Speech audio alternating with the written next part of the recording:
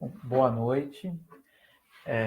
Mais uma vez, com muita felicidade, eu inicio a aula de hoje. Bom, eu apenas começo, né, apresentando o tema de hoje, né, aula 3, Corporificando a Língua, século XX, século XXI.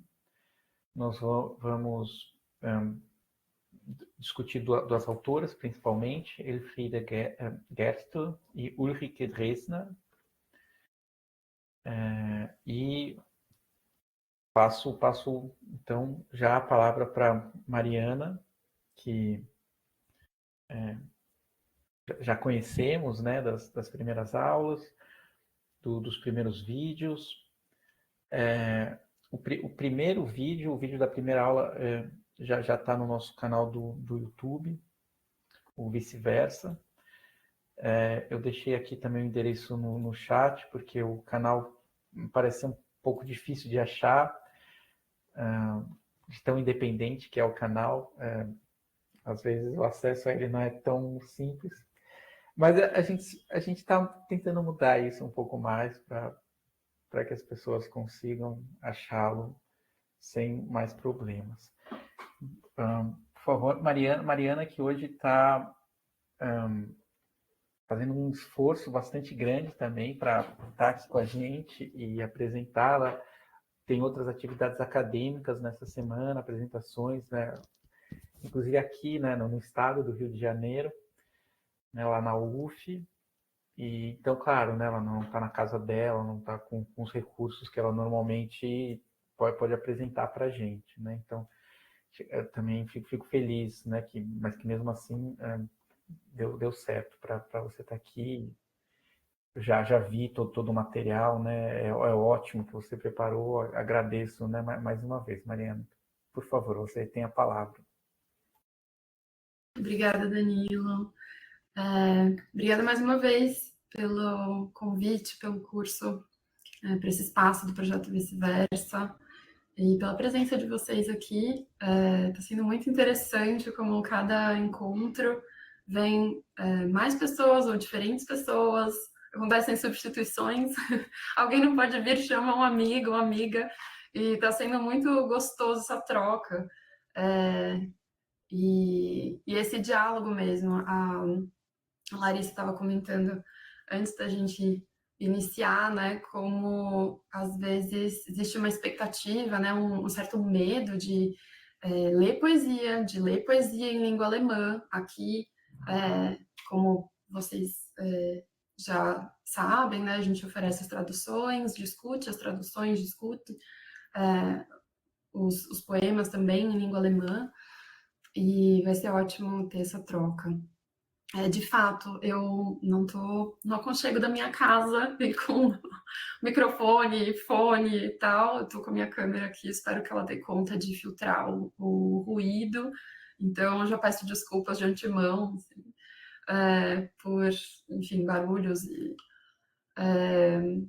E espero que a gente tenha um encontro bem gostoso. Inclusive, eu pedi para o Danilo apresentar o PowerPoint, né? Os slides para mim hoje. Eu estou com a cola aqui do lado, mas ia ficar difícil em relação ao computador, o outro monitor, enfim, isso tá, mas espero que dê conta também da gente acompanhar. Vou contar com vocês, comentários, leituras, etc. E eu vou pedir também para o Danilo colocar no próximo slide, no segundo, isso.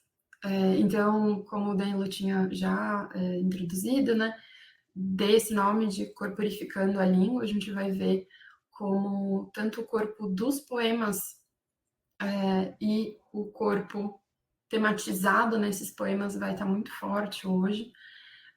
São autoras, então, da segunda metade do século XX e do início do século XXI, e coloquei introduções, assim, palavras-chave, não tão explícitas assim, mas compreensão que vem do sonho, algo a ver com o ensaio que eu vou trazer para provocar a discussão e a leitura dos outros poemas, né? Sacrifício, repetição, uma coisa que vai estar no primeiro poema que a gente vai ver, da Elfriede Gerstel. Multitasking, e partes de si e diferente de si, que a gente vai ver no poema da Ulrike Dresner, que se chama What is Poetry, e a tradução ficou com esse mesmo título. Então, eu vou pedir para a gente passar para o próximo slide, que é uma primeira citação da Audre Lorde. Audre Lorde, só para contextualizar, eu imagino que mais pessoas conheçam ela, mas ela é uma poeta, filósofa, escritora, ativista estadunidense, que viveu entre 1934 e 1992. E eu trouxe para vocês trechos de um texto dela, um ensaio, traduzido pela Stephanie Borges, nessa edição da Autêntica, que... Só um minuto. Eu não coloquei o ano de publicação, me desculpem, depois eu acrescento. E não, vocês não vão ver as páginas, não, o número das páginas, porque eu estava usando a versão online aqui, o leitor. E um traço importante da obra da Audre Lorde, então, é o aspecto da interseccionalidade. Ela vai descrever e apontar de diversas formas esse acúmulo de traços de identidade que vão no indivíduo, que aprofundam em círculos de opressão social ou de preconceitos sociais. Então, a gente até o momento estava vendo poetas europeias, poetas brancas, poetas que, no caso do século XIX, né, vieram de famílias abastadas, etc. Hoje a gente continua com um recorte, enfim, de poetas feministas, mas ainda poetas brancas. Isso muda para o que vem, inclusive. E a Audre Lorde, ela vai reunir, né, críticas, né, elas vai se posicionar contra essas esferas de opressão, né, do racismo, da homofobia, da misoginia. Então, esse texto, que chama A Poesia Não é um Luxo, ela é muito interessante para a gente pensar esses poemas de hoje. E eu vou pedir para alguém ler, então, essa primeira citação. As citações são um pouco longas, mas elas são muito bem construídas, elas são construídas poeticamente também. E uma vai acrescentando uma camada diferente e recuperando algo já visto e desenvolvendo isso. Então, eu acho que vale a pena a gente ler essas citações e traduções na íntegra. Mas eu destaquei alguns trechos que podem ser especialmente interessantes, marcantes para os poemas que a gente vai ver. Então, quem poderia ler, por favor? Posso ler. Obrigada. Trata-se da poesia como iluminação, pois é através da poesia que damos nome àquelas ideias, que antes do poema não têm nome nem forma, que estão para nascer, mas já são sentidas. Essa destilação da experiência, da qual brota a verdadeira poesia, faz nascer o pensamento, tal como o sonho faz nascer o conceito, tal como a sensação faz nascer a ideia, tal como o conhecimento faz nascer, antecede a compreensão. Na medida em que aprendemos a suportar a intimidade da investigação e a florescer dentro dela, na medida em que aprendemos a usar o resultado dessa investigação para dar poder à nossa vida, os medos que dominam nossa existência e moldam nossos silêncios começam a perder seu controle sobre nós. Dentro de cada um de nós, mulheres, existe um lugar sombrio, onde cresce, oculto, e de onde emerge nosso verdadeiro espírito, belo e resistente, como castanha, pilares, se opondo ao seu nosso pesadelo de fraqueza e de impotência. Obrigada, Larissa. Esse último trecho, então, tem um excerto, né, tem versos de um poema da Audre Lorde, que chama Black Mother Woman, de 73. Mas aqui a gente vê essa ideia, né, da poesia como iluminação e como a poesia como um instrumento para dar nome às ideias que ainda não tem nome nem forma. Então, tem algo na poesia, e eu acho que isso tem muito a ver com a Rede Domin, que a gente leu e discutiu na semana passada, que é essa capacidade de emergência da poesia, né? De trazer à tona coisas que são sentidas, que são vividas e que se conectam com quem lê os poemas, trazendo também essas experiências, né? E aí é curioso também a ideia da poesia como pensamento. É importante a gente trazer isso, né?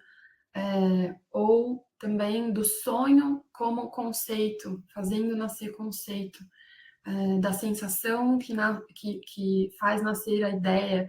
Então, a gente pode, inclusive, retomar, pensar nos poemas do século XIX que a gente leu, em que aquelas autoras elas estavam forçadas a escrever dentro de uma dicotomia em que o intelecto era uma coisa, o sentimento era outro. E aqui a gente vê esse esforço para integrar, né, a vivência pessoal da escrita poética, da forma artística, né? E tudo aquilo que é subjetivo também, não como algo que é culturalmente desprezado enquanto intelectualidade. Então, e é curioso aqui também, interessante a gente pensar na poesia como um aprendizado, né? Aprender a suportar a intimidade da investigação e florescer dentro dela, aprender a usar o resultado dessa investigação para dar poder à nossa vida. E aqui, né, ela coloca esse nós, né, ela está falando com o coletivo, ela está falando em nome de mulheres, muitas vezes ela está falando também em nome de mulheres negras, e é importante, a gente está vendo esse texto também, porque a gente tem muito que aprender com diferentes vertentes de feminismos, né? Não existe só um feminismo, são feminismos, e ainda bem que o feminismo não é só branco, né? Porque, enfim, mulheres agindo, atuando com experiências diferentes, e é justamente essa diversidade que faz com que a gente enxergue e se conecte também com outras experiências de vida. E aí é curioso também, é importante aqui, essa escrita dela, e por isso eu justifico, né? Dentro de cada uma de nós mulheres existe um lugar sombrio onde cresce, oculto, e de onde emerge nosso verdadeiro espírito. Então, esse texto da Audre Lorde e outros textos também vai ter uma valorização, vamos dizer, de um obscurecimento, não no sentido daquilo que não se pode entender, daquilo que seria o contrário de uma visão iluminista, racional, racionalista, na verdade, e branca, né? A gente está vendo aqui uma proposta de pensar o mundo a partir desse outro lugar que é ofuscado pelo excesso de claridade, pelo excesso de branquitude da construção ocidental do pensamento. E isso muitas vezes está junto, né? Então, aqui também tem esse lugar oculto, esse lugar que é inacessível, e que detém esse íntimo, né? Do espírito, mas no sentido da mente, da experiência humana, do sentimento, de tudo aquilo que compõe, né, o sujeito. Então, Vamos seguir para a próxima citação, por favor. Quem poderia ler?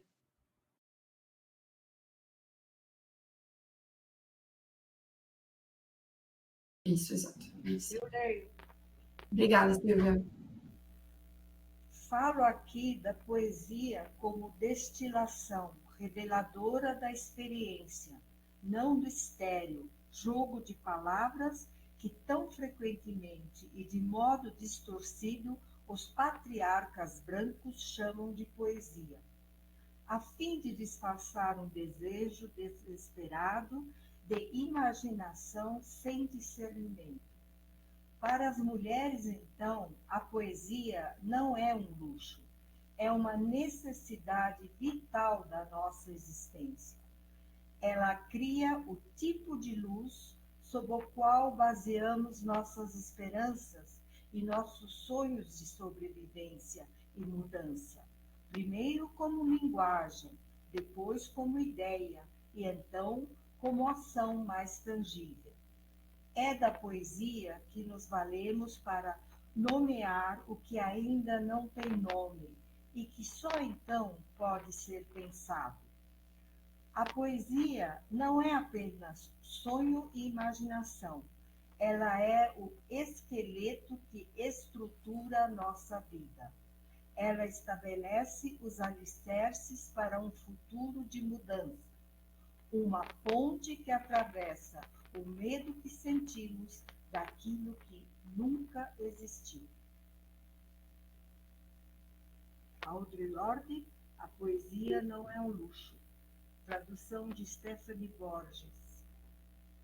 Muito obrigada, Silvia. Essa é a parte principal do texto e aquela que dá um título do texto. Então, a poesia não é um luxo. E aqui, quando eu releio essa citação, quando eu ouço, né, a leitura dessa citação, nesse momento eu lembro de muito daquilo que a gente conversou no primeiro encontro, no segundo encontro também. Quando a gente pensa na reflexão que a Maria Rita Kell fez da literatura do século XIX, na verdade, da construção, né, de determinados mitos na filosofia do século XVIII para o XIX, esse enrijecimento, né, e ao mesmo tempo dessa necessidade que ela observa nas personagens dos romances, mesmo naqueles escritos por homens no século XIX, dessa necessidade de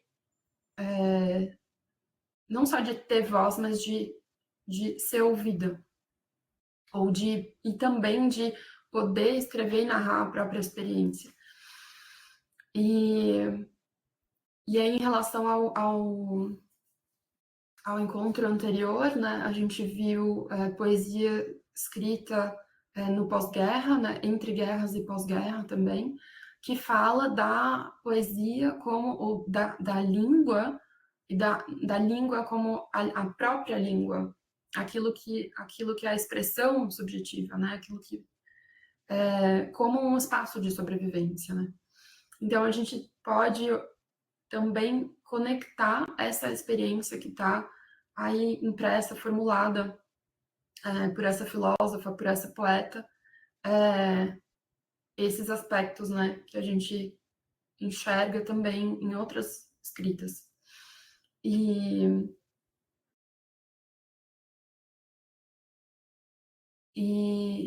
justamente tem uma recuperação, né, dessa ideia de nomear, de dar nome para as coisas, né, como a Rosa Auslenda fala da Wort, né, da palavra,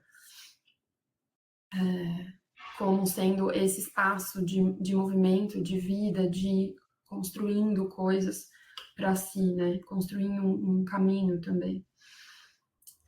E é muito interessante porque talvez exista uma visão da poesia como algo belo, como algo do sonho, da imaginação, da arte no sentido só da fruição, mas é muito concreto o que a Lorde está escrevendo, né? O esqueleto que estrutura, então é aquilo que faz com que o nosso corpo se erga, se estruture, com que os músculos, né,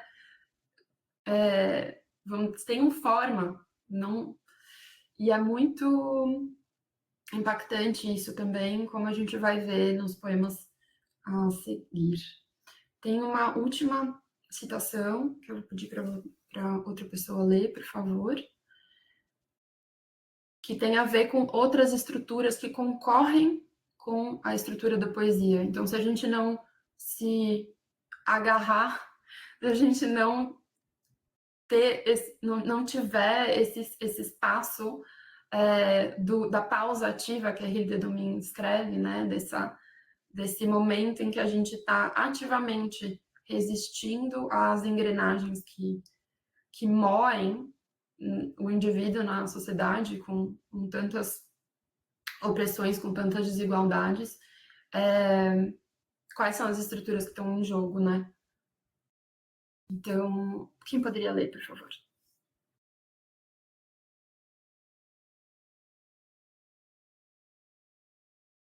Eu não sei se dá para me ouvir. Dá para me ouvir? Sim, dá sim. Ah, então eu posso tentar ler? Por favor.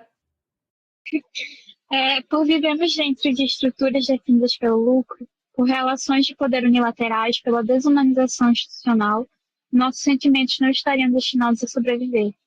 Mantidos por perto como apêndices inevitáveis ou agradáveis passatempos.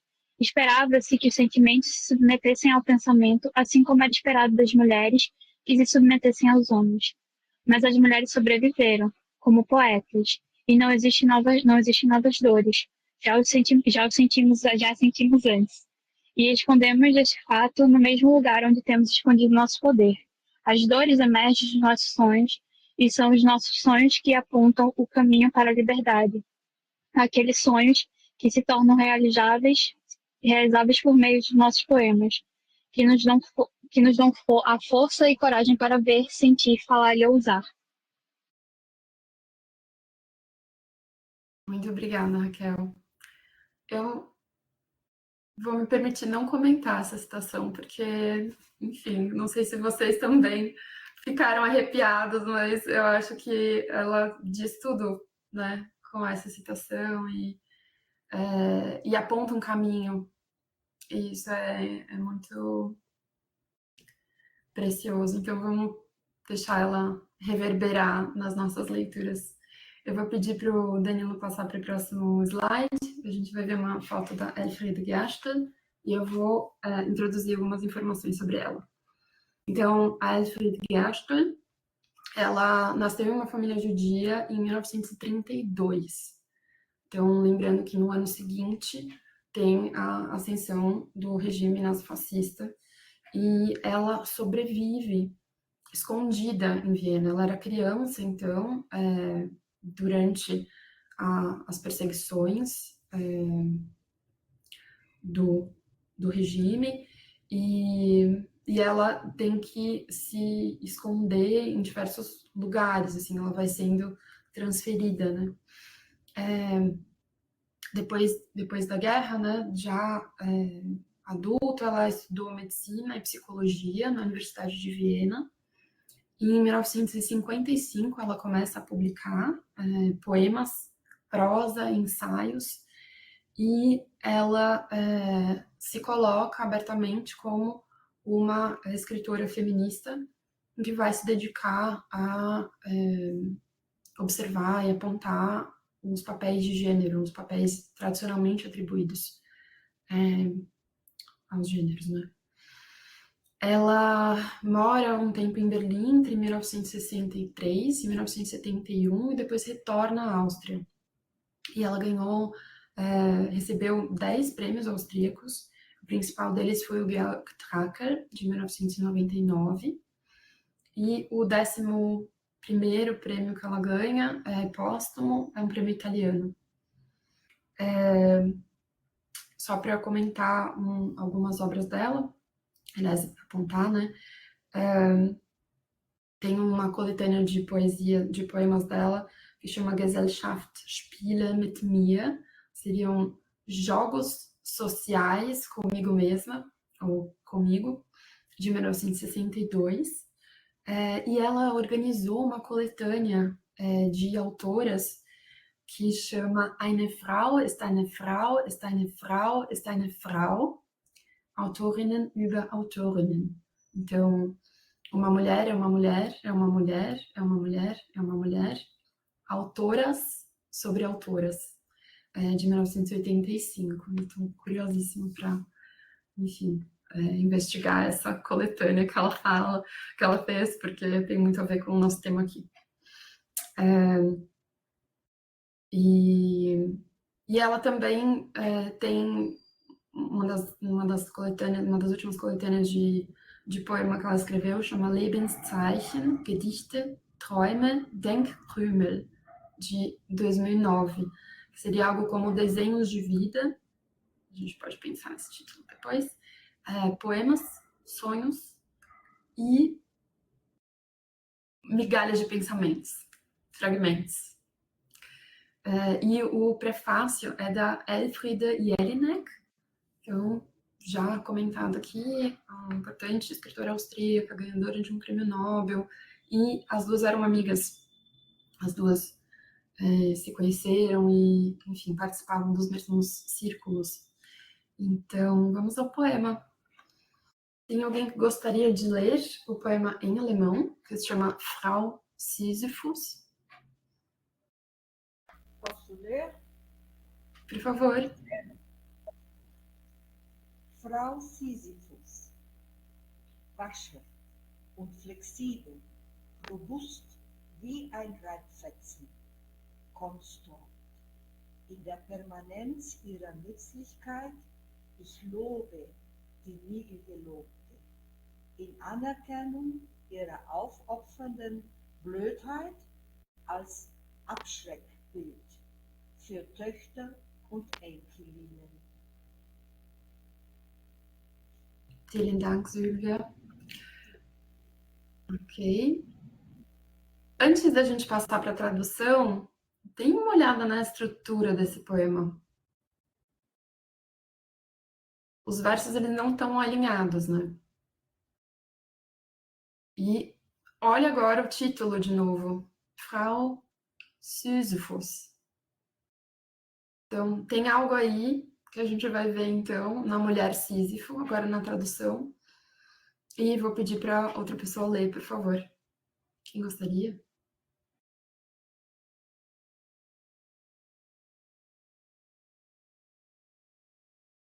Eu posso ler se ninguém quiser.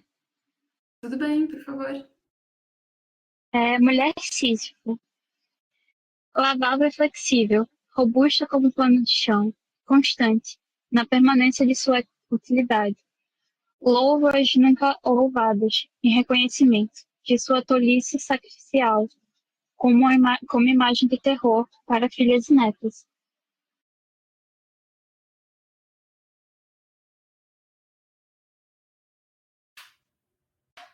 Um poema muito conciso, né?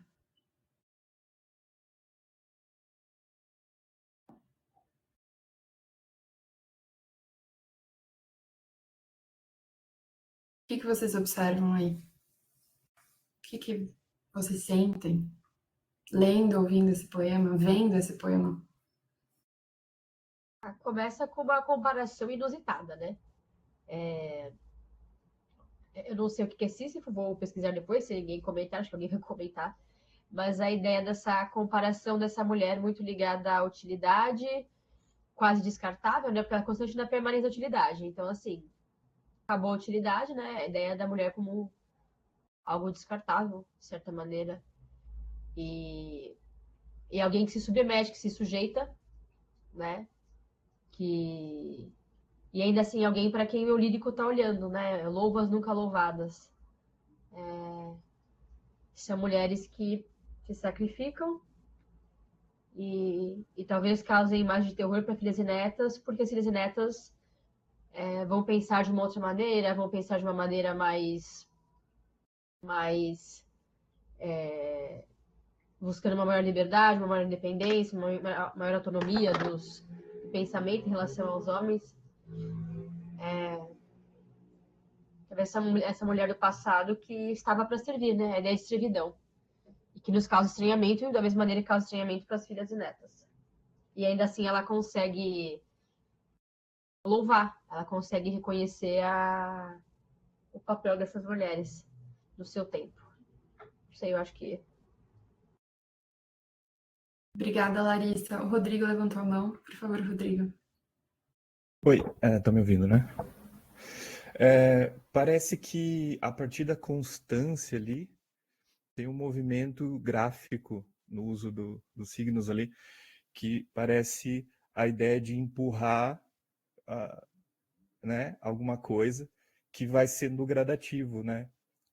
Na permanência da utilidade um pouquinho, depois isso continua e é empurrado um pouquinho mais, e isso termina nas gerações, né?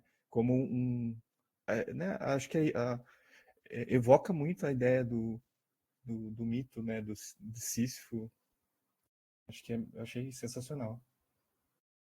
Você gostaria de comentar o mito? Eu tenho umas anotações aqui, mas se você puder já introduzir. É um personagem que foi condenado, né, a empurrar a pedra até o topo de uma montanha.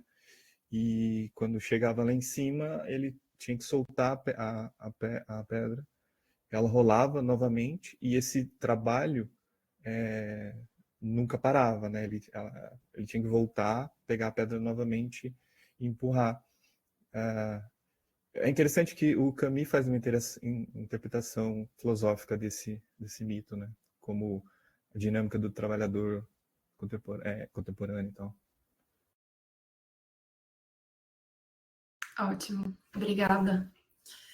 Alguém mais gostaria de... Ah, Silvia levantou a mão?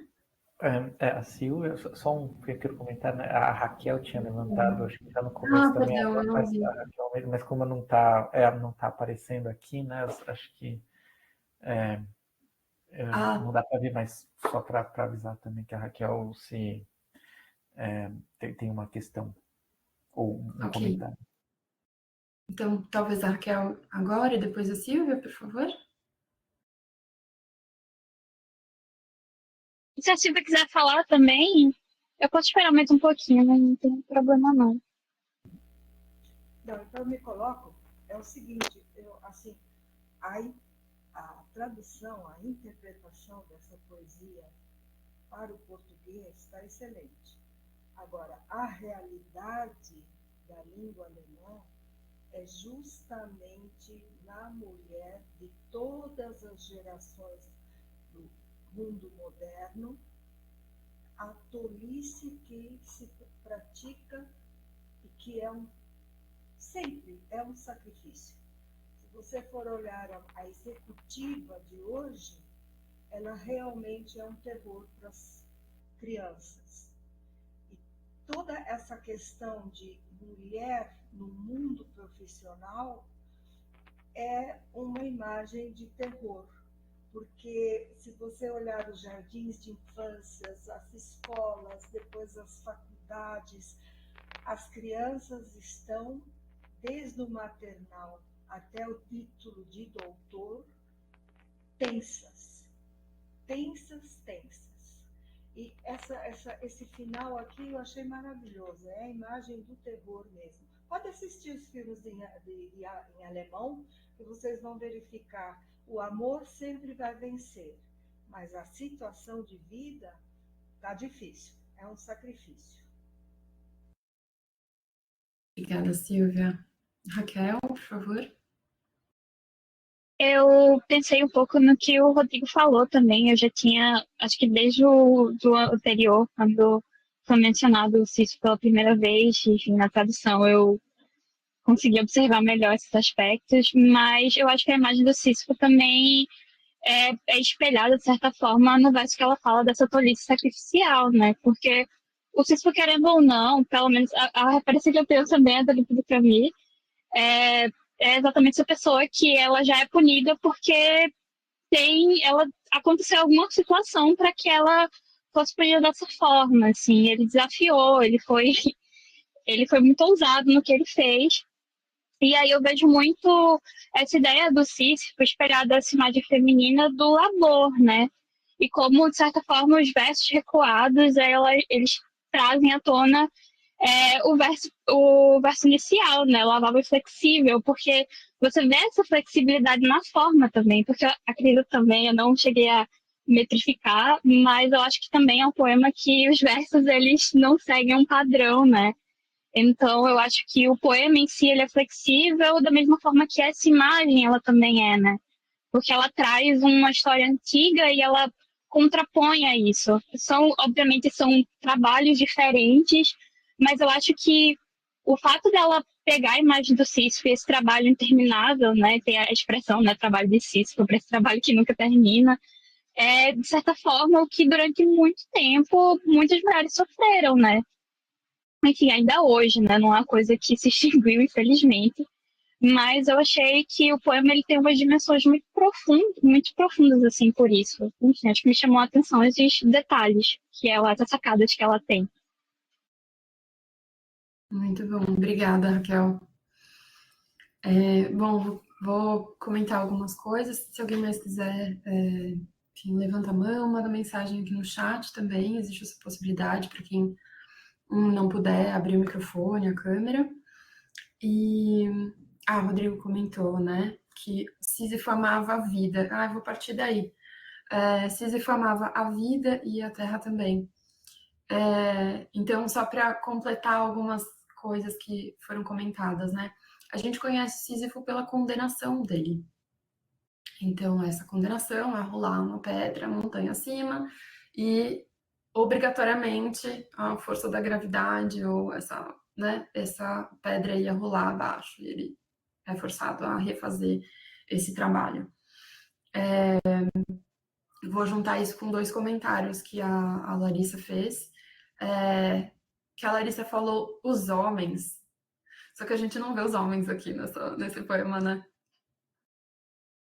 A gente não vê os deuses que condenaram Sísifo a fazer o trabalho de Sísifo. E uma outra palavra que a Larissa usou foi descartável. Tem essa ideia do descarte, mas aqui ela é reutilizável, essa mulher Sísifo. Então, lavável e flexível. Então, ela está sendo utilizada de novo, e de novo, e de novo, e de novo. E existe, vamos dizer, nesse aspecto cíclico do trabalho, outras pessoas que entram no lugar dessa mulher Sísifo, que ocupam essa mesma função. Então, essa imagem de terror para filhas e netas. Né? As próximas gerações, elas entram nesse lugar, né? Quase como um revezamento, né? Uma geração se esgota, a outra geração tem que subir essa pedra, né? E é muito importante aqui a gente observar essa comparação, né? Esse Reibfetzen seria uma flanela de limpeza, eu coloquei um pano de chão, enfim, para criar, eu acho que uma intensidade para essa imagem. E também essa ideia robusta, né? Eu acho que, enfim, esse pano que é resistente, né? Acho que só a flanela de limpeza levaria a gente para outras associações que ainda mantêm essa ideia da limpeza, né? Do trabalho doméstico. Acho que esse é um ponto principal aqui. E, bom, só comentando um pouco mais a ideia do Sísifo, né?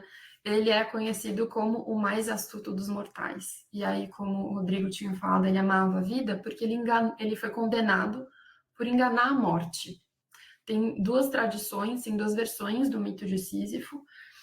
E eu achei muito curioso, quando estava revendo esse mito, que na primeira condenação dele, na primeira versão, Sísifo odiava o seu irmão, então ele resolveu ter filhos com a sobrinha, Tiro. E existia uma profecia que é informada por Apolo, a Sísifo, de que os filhos de Tiro matariam o avô, ou seja, matariam o irmão de Sísifo e o pai de Tiro. E aí ele é punido no mundo dos mortos, né? A versão mais conhecida é de que Sísifo, então, ele resolveu fazer um acordo, e aí eu acho muito curioso, porque tem outros desdobramentos aí, um acordo com um deus, e aí esse era um deus rio, um deus que era formato de... era água, e esse deus teve a filha raptada, e aí ele resolve... Isso é um mistério para mim. Gente, vocês ouviram isso? Desculpa. Perdão. O Siri falou que tudo isso é um mistério para inteligência artificial. Acho que é válido. Então, voltando aqui, Sísifo resolve fazer um acordo com esse deus rio, ou seja, me dê água, faça com que... Ele era um rei também, então faça com que a minha população, a minha região seja irrigada, tenha acesso à água, e aí eu vou te dar o paradeiro da sua filha raptada. Então, tem uma outra, nesse mito, nessas duas versões do mito, tem essa instrumentalização dessas mulheres, que está no pano de fundo, né, enfim, no contexto, né, e aí Zeus se ira e envia Tânato, que é a divindade que representa a morte, né, que é enganado por Sísifo 2 vezes. Sísifo aprisiona a morte, consegue, né, enganá-lo e se mantém vivo. E num outro momento ele consegue fugir do mundo dos mortos para estar com a esposa e enganar os deuses. Então tem esse mortal que desafia a morte, que desafia a condição finita, né, da vida não divina. E aí eu acho que isso pode criar também outras associações para a gente pensando nesse poema. E é curioso, né? Porque os 3 primeiros versos, eles estão alinhados. Então, lavável, flexível, robusta como um pano de chão, constante. Então, são 3 versos que vão seguindo, vamos dizer, essa linha, esse estado, né? Essa circunstância imutável. E aí parece que tem uma tentativa de, vamos dizer, criticar isso, de afastar isso, de rolar um pouco essa pedra na permanência de sua utilidade. E aí tem esse recuo, né? Louvas nunca louvadas. Então, também tem um recuo que é interessante para mostrar, para justamente como algumas pessoas colocaram aqui, né? Esse eu lírico, ou esse eu articulado no poema, tá olhando para essas mulheres, né? Que não são reconhecidas em reconhecimento, e aí rola um pouco a pedra, né? Então, só elogiar as mulheres, só louvar, né, as pessoas que realizam trabalhos domésticos, celebrar o Dia das Mães, por exemplo. Ok, assim, não, a crítica não é ao reconhecimento, mas não pode parar no reconhecimento, né? E aí é duro demais vamos dizer, essa avaliação, né, feita em reconhecimento, não é reconhecimento só do trabalho, né, de sua tolice sacrificial. E então, o que se louva geralmente é o sacrifício da mãe, o sacrifício da esposa, o sacrifício da mulher, a disponibilidade, a Silvia falou do mercado de trabalho, né? O quanto as mulheres têm que ser úteis e dispostas, agradáveis, né? E apresentáveis também, e disponíveis. E se coloca isso como algo tolo, né?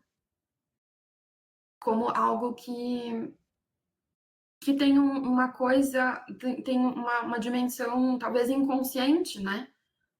De talvez se a gente pensar no que a Audre Lorde escreve, né? Dessa falta de discernimento, porque essas mulheres estão vivenciando experiências duras e difíceis, mas existe toda uma estrutura, um discurso que elogia o sacrifício e não reconhece essas mulheres e a não necessidade de que seja assim essa estrutura, né? Falta nome para a coisa, né? Para essa dinâmica. E aí a gente vê também esse recuo, né? Como imagem de terror. Então, sacrifício, ver essa tolice do sacrifício é uma coisa que é terrível, né? E aí a gente meio que recua e tenta, não vou ver isso. Como imagem de terror, tem esse recuo, vamos dizer, do trabalho, se a gente pensar no desenvolvimento das discussões e dos trabalhos feministas de emancipação das mulheres, e vamos dizer, um contramovimento, né? E aí esse horror para filhas e netas, essa imagem de terror, mas ao mesmo tempo, quando tem filhas e netas e termina aí, termina com a pedra em cima da montanha, né?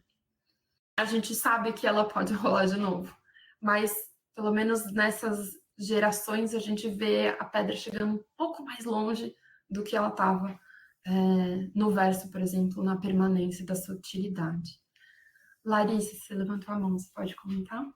Sim, quando você falou sobre a questão da louvação do sacrifício, eu não sei como é que isso, se tem alguma coisa em alemão, mas em português a gente usa muito, infelizmente está em voga, falar da mulher guerreira, né? Essa coisa do ninguém quer guerrear aqui, mas enfim, a ideia de guerreira que faz todo o malabarismo com as bolinhas e dá conta de tudo lindamente, né? Essa valorização do sacrifício também, eu acho que em português, Dia das Mães está aí para provar isso, né? Minha guerreira, tal, é uma palavra que acho que tem muito a ver com essa questão do sacrifício, né? De uma louvação, assim, é um elogio ao sacrifício, é você ser uma mulher guerreira, né? Camila, por favor. Vocês estão me ouvindo? Sim, muito bem. Estão conseguindo? Então tá joia. Essa última parte, esse comentário que você fez sobre a imagem de terror para filhas e netas e essa parada aí, eu pensei exatamente nisso. Eu queria saber quando, eu gostaria de saber quando ela escreveu esse poema, a data mais ou menos, porque eu acho que isso também tem um contexto, né? Que aconteceram muitas mudanças nos últimos anos, mas é claro que as coisas na Alemanha ainda não estão perfeitas.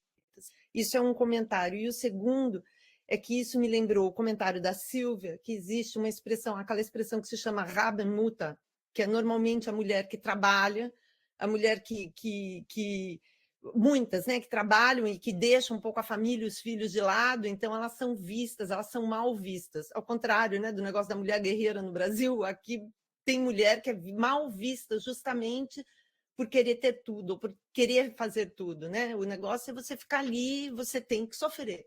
Só assim equivale. Mas é claro que isso está mudando, e por isso a primeira pergunta era essa.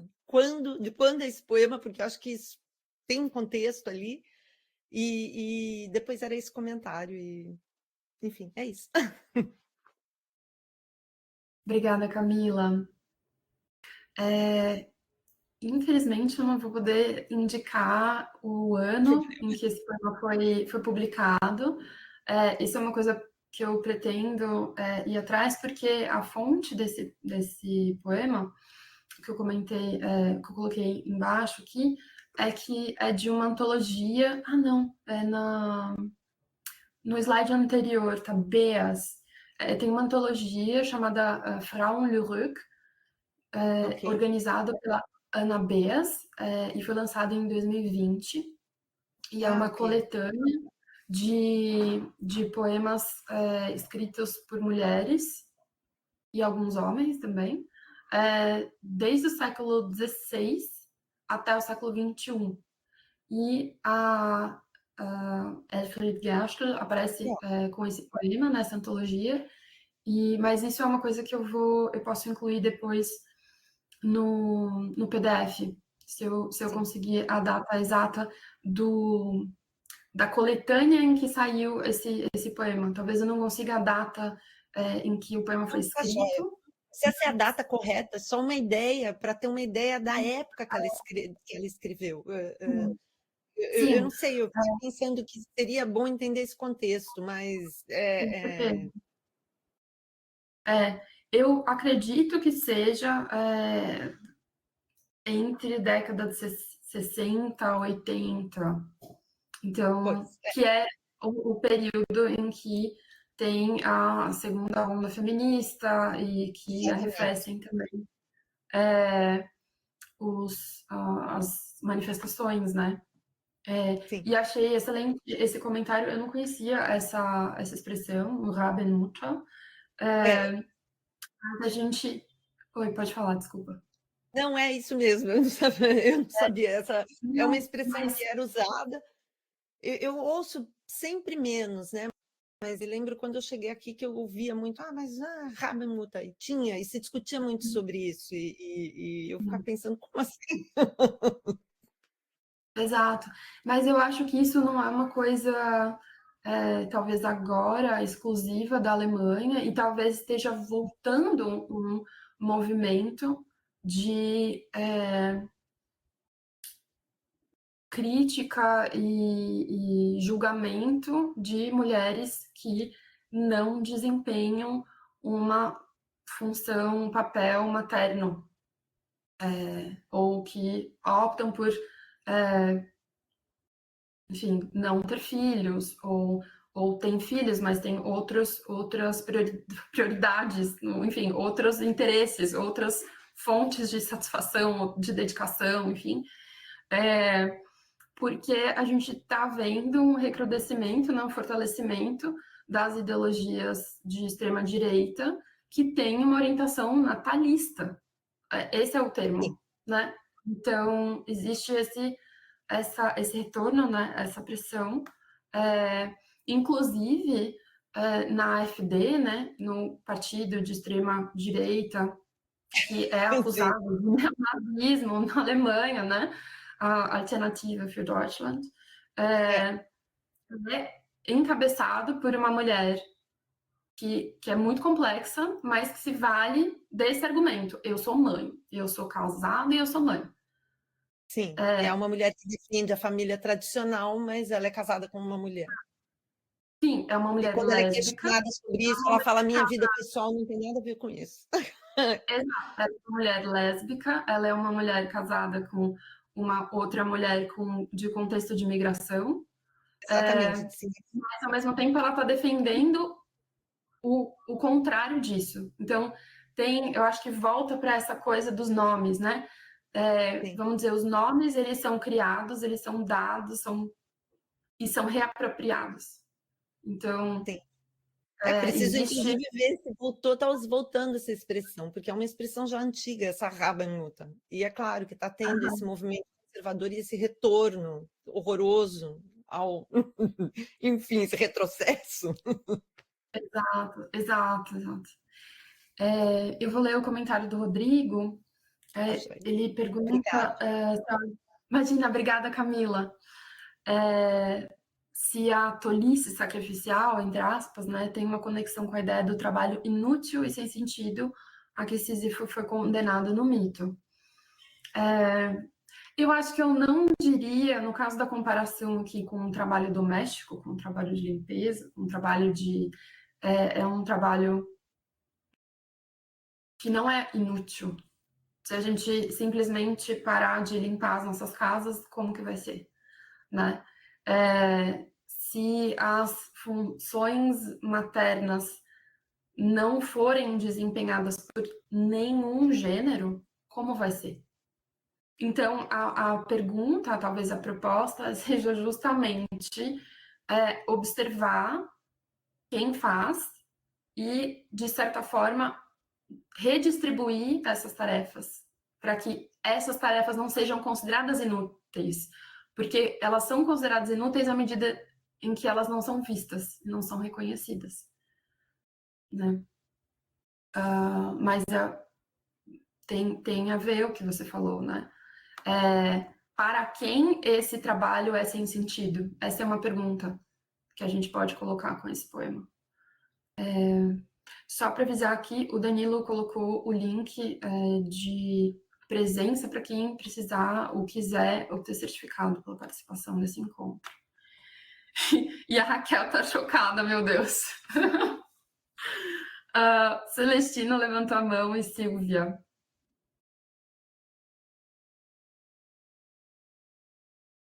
Celestina, você gostaria de falar? E depois a Larissa. Deixa eu me voltar agora para um pouquinho. É o seguinte, vocês comentaram a respeito das décadas, né, 60, 70, mas, na realidade, em 90, na faculdade em São Paulo, a gente falava do Rabenmutter como ratazana, as ratazanas, porque tinham tudo, mas tinha uma vida difícil, mas tinham tudo. De qualquer maneira, eu peguei aqui o Aufopfernde Blödheit. Por que a gente é boba? Por que fazendo tudo e sendo prestativa, e tanto na profissão quanto na família, na sociedade, por que a gente é boba? Eu tenho a impressão que esse poema, ele é o primeiro passo para talvez as mulheres, um horror, mas um primeiro passo de conscientização de que o homem também pode ser algo a mais do que as atividades que ele vem desenvolvendo até agora. Porque se nós, se nós, seres humanos, não estivermos compatíveis um com o outro, um para o outro, futuramente as poesias vão falar das máquinas. Escrevam o que eu estou dizendo. Save the date. As máquinas estão vindo. E é interessante, mas a mulher que não tem um nível social muito alto e ela pode realizar alguma coisa, gente, elas se sentem tão dignas, elas se sentem úteis, isso faz um bem na alma. Eu acho que aí a gente também pode pensar um pouco no sentido da flexibilidade. Era só isso que eu queria colocar ainda. Obrigada, Silvia. Interessante a colocação. E quando a gente pode repensar essa questão, né, da satisfação pessoal, relendo Audre Lorde, né? Pensando nesses novos sonhos que as mulheres podem ter, né? Sonhos que são afetados, ela fala desse mesmo lugar, né? O lugar da dor, mas também o lugar da elaboração dessa dor, o lugar da transformação dessa dor em outras ações, né? Celestino e Larissa, só para lembrar que a gente tem outro poema para ler hoje ainda. Olá, boa noite. Vocês estão me ouvindo? Sim, sim. Tá. Eu queria apenas fazer um breve comentário. Questionaram a respeito de quando foi escrito o poema, mas me parece que ele é atemporal, porque ele toca numa questão que é muito atual, que é muito nossa, né? Que é o que fazer com o trabalho doméstico não remunerado. Quem vai fazer, como é que vai ser dividido esse trabalho.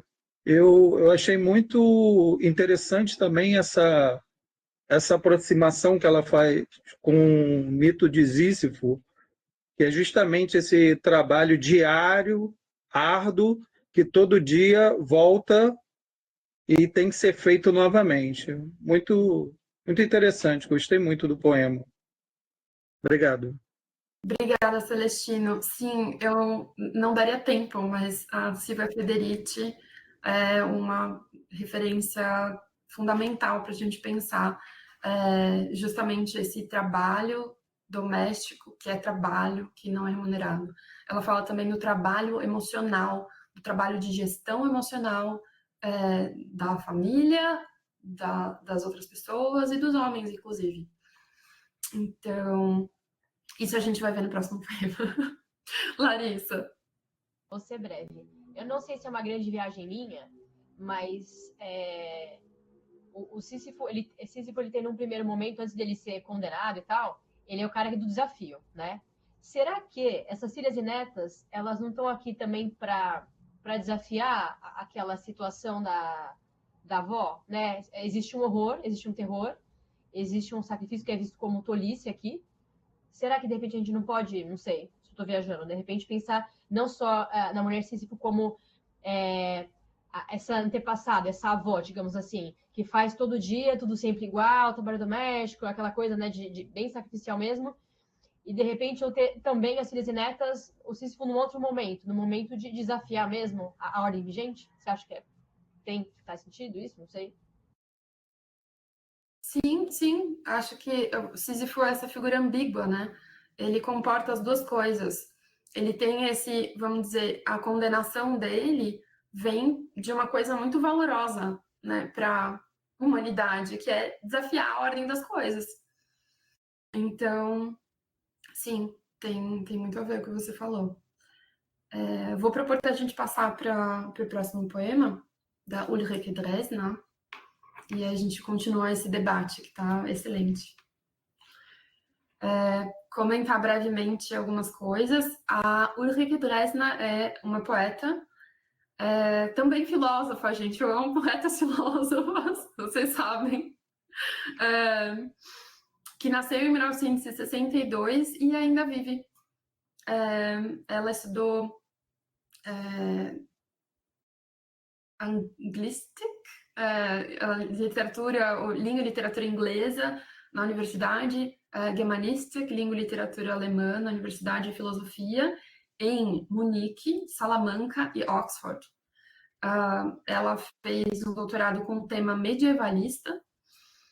E, uma coisa sobre o poema anterior, desculpa, porque eu falei medievalista, eu lembrei, vale a gente pensar que Sísifo é um mito, e como, na qualidade de mito, alguém falou dessa atemporalidade, eu acho que foi o Celestino, dessa atemporalidade do poema, que eu acho que é evocada aqui também. Mas, enfim, era isso. Ela é professora de um instituto de literatura em Leipzig, ela escreve poesia, prosa e outras artes. Ela tem projetos intermediáticos, juntando escultura, música, performance. E ela é tradutora da poeta e escritora ganhadora do Prêmio Nobel Louise Glück, na Alemanha. Ela é responsável por essa mediação, né, por essa tradução. E vamos ao poema, então. Danilo, esse poema vai ser um pouquinho diferente. Em vez de a gente ler o poema em alemão, a gente pode também olhar esse poema um pouquinho e ouvir a própria poeta lendo. Depois a gente pode, acho que, voltar para o desenho, para a mancha gráfica do poema, mas eu vou pedir, então, para o Danilo colocar a voz da Ulrike Dresner lendo, e depois eu vou ler a tradução desse poema. Certo, eu vou mudar aqui o compartilhamento.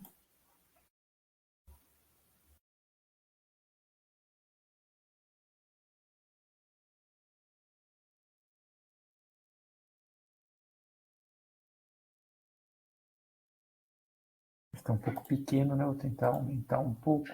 Em relação ao texto, não tem problema, a gente pode...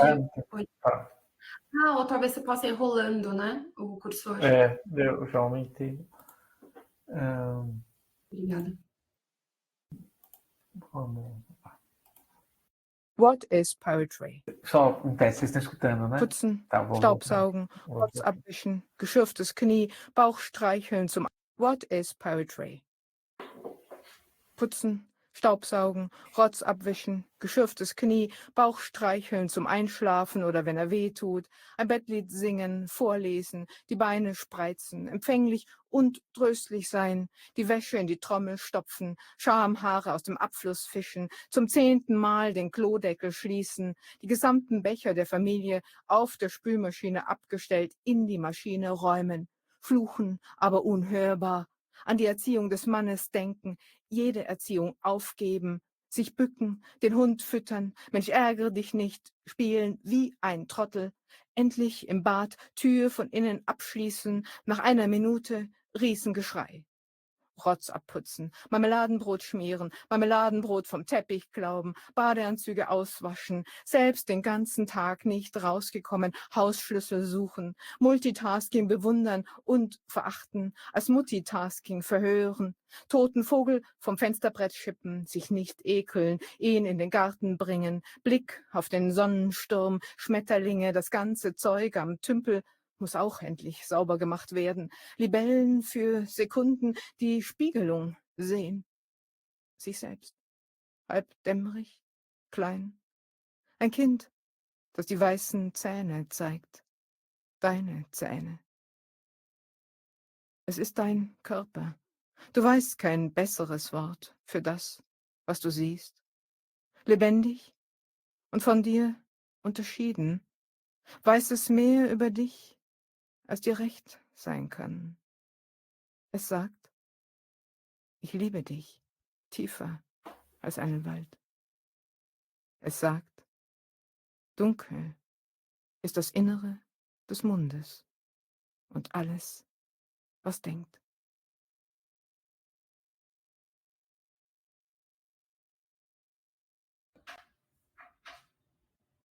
Aquela hora que a gente respira, tenta respirar. Enquanto Danilo, você pode mostrar de novo a tradução? Essa tradução é coletiva. Ela foi feita pela Cláudia Abeling, pelo Matheus Gumenin Barreto e Sofia Mariucci, e eu. Ela integra esse livro, cuja capa está aí, Passagem de Som. Depois eu comento um pouco mais. Eu vou fazer uma leitura desse poema. What is poetry? Faxinar, aspirar, limpar ranho, joelho esfolado, acariciar barriga, para fazer dormir ou quando ela dói, cantar uma canção de ninar, ler em voz alta, abrir as pernas, receptiva, consoladora, meter a roupa na máquina, catar pentelho do ralo pela 10ª vez, fechar a tampa da privada, botar as canecas largadas da família na máquina, praguejar baixinho, pensar na educação do marido, desistir de toda educação, se curvar, alimentar o cão, jogar paciência, como otária, enfim no banheiro, trancar a porta por dentro, depois de 1 minuto, berreiro total. Lavar ranho, passar gelé no pão, catar pão com gelé do tapete, enxaguar maiôs, trancada em casa o dia todo, caçar chaves de casa, admirar multitasking, odiar mamitasking, apanhar pomba morta do parapeito, sem ter nojo, levar para o jardim, olhos no sol de rachar, borboletas, a tralha toda do laguinho, ainda tem que ser limpa, libélulas por segundos, ver o reflexo. Você mesma. Meio na sombra, pequena, uma criança, que mostra os dentes de leite. Seus dentes. É o seu corpo. Você não tem palavra melhor para o que vê, vivo e diferente de si. Sabe mais de você do que você gostaria e disse: eu te amo, para além da floresta profunda. E disse: escuro é o céu da boca e tudo que pensa.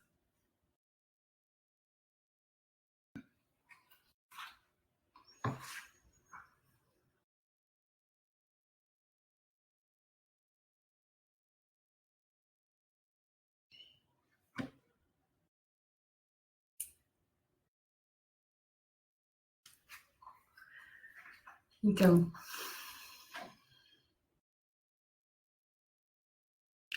esse aqui é o Boris Poetry, é o que causa na gente, né?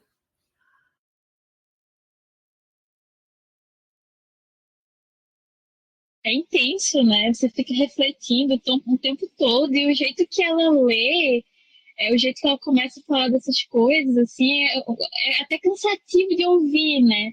Assim, cansativo no sentido porque ela sai narrando isso, essas coisas, e ao momento ela para. Enfim, eu achei espetacular, assim. Acho que depois disso não tem nem o que comentar, sabe? Vou dormir pensando, vou acordar amanhã pensando, vai reverberar a semana todo dia, ficar pensando naquele poema.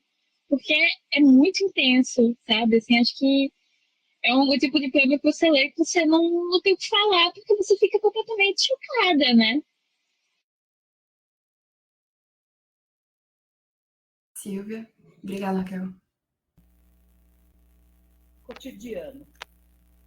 Ela não tem palavras para definir, mas na verdade ela coloca a realidade de tudo o que uma mulher pode fazer, sentir, pensar dentro nessas palavras, não dentro, nessas palavras. O dentro, o sentir dela é exatamente aquilo que a maioria de nós mulheres faz. Quando alguém diz, mas eu gosto de você, eu te amo. Pode perceber, é uma coisa espetacular, muda tudo. E o escuro, realmente, ultimamente, se a gente para pensar, a coisa fica preta, fica tudo muito escuro. É bem o que nós estamos vivendo, não há nada mais vivo do que isso. Gostei. Obrigada, Silvia. A Sofia comentou que o ritmo é sensacional desse poema. Mas, por favor, quem abrir o microfone aqui?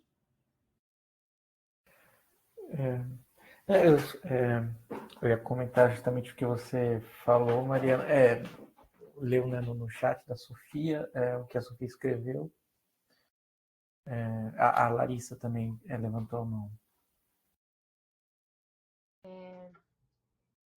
Assim, a leitura inicial da poeta, não entendo alemão, mas falei, cara, isso aqui é incrível, porque assim, ela vem metralhando, ela é metralhada, né, enfim.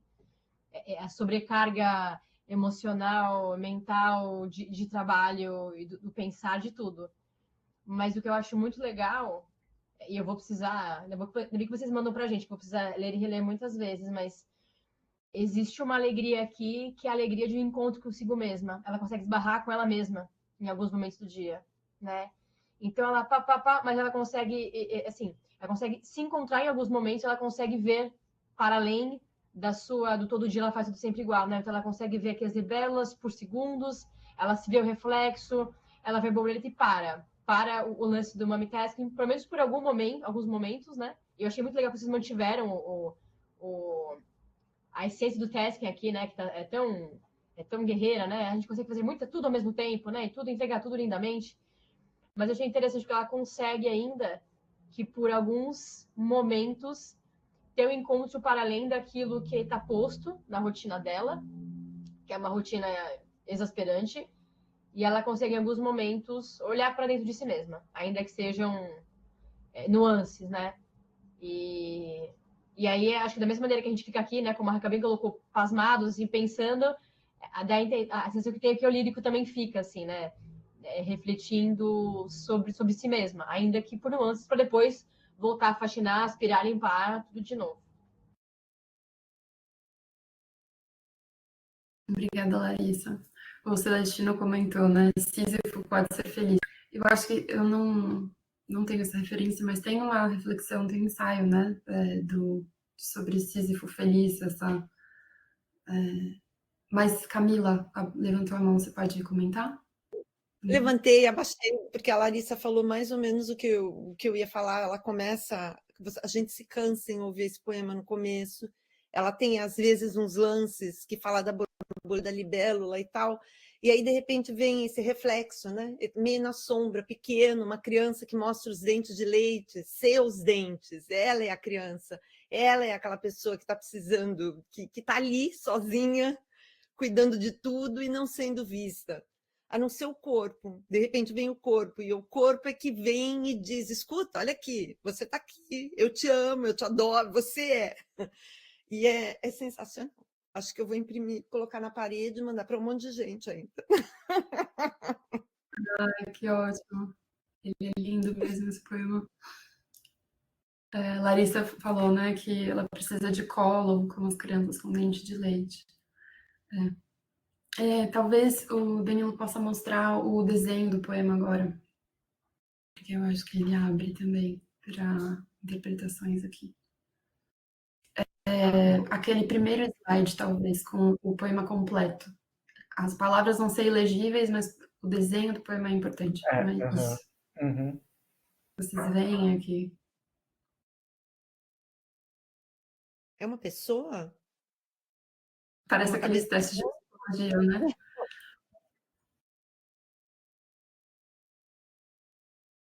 Sobre o que fala o poema? Essa é uma pergunta ruim, eu confesso. Assim. O poema não fala sobre algo, né? Ele mobiliza algo, ele expressa algo, ele cria ritmo, ele vai nomear coisas, etc. Mas quais são as relações que estão tensionadas aqui, né?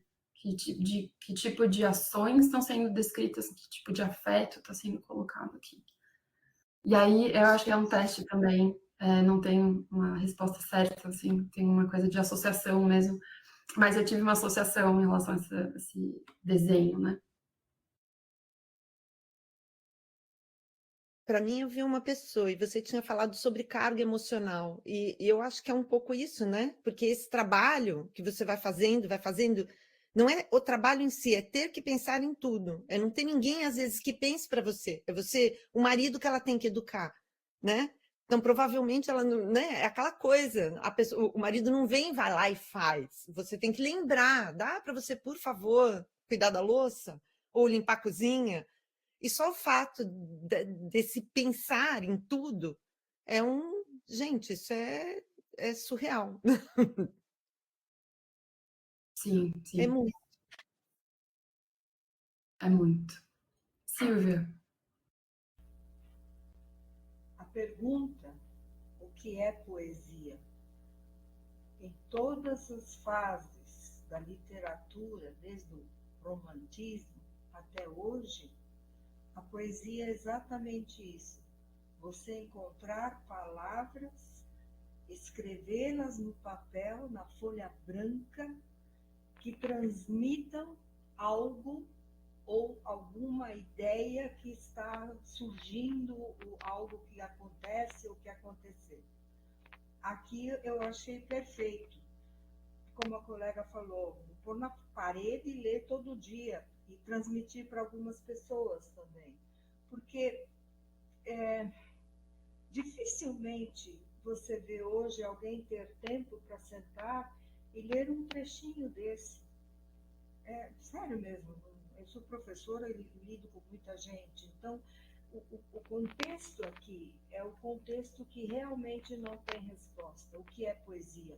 A poesia de ontem disse aquilo que tinha que dizer, e essa de hoje também está dizendo o que tem que dizer. Muito bom. Obrigada. Vou aproveitar a oportunidade de fazer uma sugestão, né? Compartilhem o vídeo também desse encontro, com essa conversa, com essas leituras. Às vezes, enquanto a gente faz as nossas tarefas domésticas, a gente pode ouvir um podcast, né? Ouvir os poemas.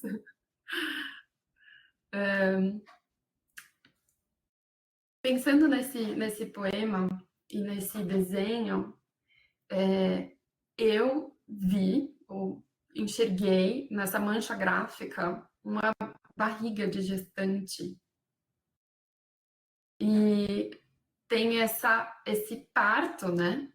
Essa extensão desse corpo, talvez a pelve, mas tem um corte. E esse corte com um outro corpo, com uma outra estrofe, que é o corpo dela, mas já não é. E é curioso, né? Como esse penúltimo verso, né? Es sagt, tá falando de uma criança, né? Das Kind, que é um gênero neutro que existe no alemão. mas também eu acho que deixa um pouco mais indefinido, né? Tanto que esse pronome pessoal, es, é muito produtivo no desenvolvimento da teoria psicanalítica. Esse es pode ser um isso, é aquele inconsciente que fala. Estou talvez estendendo para uma outra possibilidade da gente ler esse es sagt. Né? Então, do mesmo jeito como a Camila falou, né, que é essa criança que está dizendo para a mãe que está realizando todas essas tarefas, que está absolutamente sobrecarregada nas suas tarefas domésticas, maternas, matrimoniais, esses trabalhos, esse cuidado, essa educação que ela tem que exercer, mas que é também a possibilidade dela se ver nessa criança, mas com uma consequência, eu ia falar consequência, mas a consciência de que essa criança não é ela. Tem uma semelhança com ela, mas não necessariamente é ela. E aí isso faz, tanto essa semelhança quanto essa diferença faz com que ela possa, né, essa pessoa representada aqui, né, essa voz, se conectar consigo própria, né, com a sua própria criança interior, talvez, mas também com essa diferença, né? Então, tem muita ambiguidade, né? Esse dein Körper é o seu corpo, é o teu corpo, né? Tá falando para um tu aí. Então, essa duplicidade também, essa ambiguidade, né? Essas mães e filhas, que tem a continuidade e que tem a ruptura também. Danilo, levanta a mão, por favor. É uma pergunta para você, mas então, digamos, você não vê esse final como um diálogo consigo mesmo? Assim, Eu vejo também como. Acho que tem uma coisa que uma professora que eu admiro muito, a Bettina Bischoff, que ela dá uns de parada, me falou na defesa da tese, que foi: não fecha a leitura do poema. Não diz que tal poema diz isso, porque ele diz isso, mas também diz aquilo, também diz outras coisas, né? E aí, nesse sentido, eu acho que tem essa duplicidade, né? Es sagt pode ser tanto a criança que diz, pode ser ela mesma que diz, né? E aí é interessante porque a Silvia falou do escuro, né? Escuro é o sol da boca e tudo que pensa.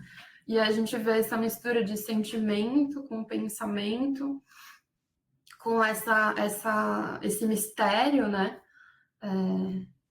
E que tem a ver também com o que a Audre Lorde escreveu pra gente, deixou pra gente na Poesia no Amuxo.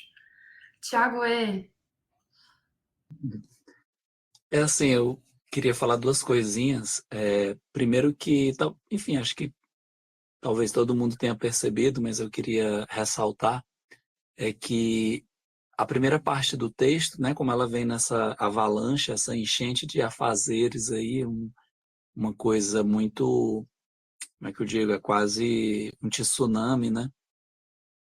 Estruturalmente, no poema, essa sensação de cansaço e de muita coisa ao mesmo tempo vai sendo dado por esses enjambements, né? Nos versos, assim. Então, o verso acaba, mas a ação ela não acaba. Muitas vezes ele continua, né? E vai indo. E aí eu acho que vem essa avalanche de fazeres e embaixo, quando os versos começam a ficar menores, é como se a própria voz do texto fosse parando, assim, né? Refletindo em alguns momentos. Então eu achei muito interessante essa questão, né? É como se na primeira parte não tivesse reflexão, fosse aquela coisa que você vem fazendo milhões de coisas, né? trabalhos ao mesmo tempo, e aí quando ela começa a se dar conta de algumas coisas, os versos vão se cortando, vão ficando menores. Então, essa questão rítmica chamou muita atenção, né? É uma música diferente, assim, gostei bastante. E eu queria te perguntar por que tu acha, ou as pessoas também, que o título ficou em inglês? Porque isso eu fiquei também pensando, né? Por que ela botaria o título em inglês? Essa é uma ótima pergunta. Aliás, ótimo comentário também, obrigada. Acho que o ritmo dessa leitura desse poema faz isso com o corpo, né? Enfim, sugiro também depois, quando vocês tiverem o material, experimentarem ler esse poema, ouvir de novo, ler esse poema em voz alta. E What is Poetry? Eu não tive acesso, enfim, não tenho algo escrito da Ulrike Dresner sobre essa formulação, né, sobre essa escolha. É uma boa pergunta, porque em algumas hipóteses de tradução, né, algumas possibilidades de tradução, às vezes do inglês, a gente acaba traduzindo, optando pelo par, em vez de alemão, inglês, português e espanhol. Então, seria interessante, talvez, pensar nesse alcance, ou nessa proporcionalidade, de alguma forma. Mas, ao mesmo assim, esse What is Poetry, vamos pensar que o inglês, ele se estabelece, né, na atualidade como uma língua franca, como uma língua que talvez apague algumas nuances, que crie um espaço em comum de comunicação, de diálogo. Então, acho que tem alguma coisa aí dessa pergunta, que é respondida em alemão, no texto poético em alemão, mas que é respondida com ações que são coletivas, né? Que são individuais, mas que também são exercidas por muitas pessoas, né? E, no caso, como a gente está falando, dos trabalhos desempenhados por mulheres, e majoritariamente por mulheres, né? E eu acho que tem então, essa colocação, né? Esse desafio, né? De uma resposta que é coletiva, mas também que é individual, e talvez eu juntaria, né, os seus dois comentários, que é a pergunta passa a ser respondida quando silencia o poema, né? Nessa virada, vamos dizer, ele tudo o que o poema traz é poema, né? E é uma resposta à pergunta, mas parece como um desenvolvimento, né? Essa avalanche de coisas, como você descreveu, e depois essas pausas para reflexão, né? Que a Hilde também chama de pausa ativa, né? Do poema como aquele silêncio necessário para reflexão, né? O Celestino disse que é a língua do império capitalista, o inglês. Obrigada, Sofia, obrigada, Juliana, obrigada, pessoal que está aqui. Talvez a gente possa ouvir ainda a Silvia antes de fechar, mas quem precisar ir, fiquem à vontade. Obrigada pela presença de todo mundo. Eu quero colocar só uma coisa bem atual. O Denglisch, Deutsch English, o alemão e inglês. Se você pensar na Alemanha e as pessoas que vivem na Europa, o contexto é inglês porque estamos sempre negociando. Mas existe uma alma alemã dentro de mim que é a minha individualidade. Eu recebo a pergunta em inglês, mas eu respondo tudo em alemão porque eu sou alemão. Nesse sentido, tem um pouco da ironia também, que hoje em dia nós convivemos com isso também na literatura. Obrigada, Silvia. Eu vou aproveitar e tomar esse seu comentário como uma provocação para o próximo encontro, que será sobre uma poeta não alemã, não austríaca, e sobre uma poeta austríaca, mas que tem uma identidade plural, diversa, né?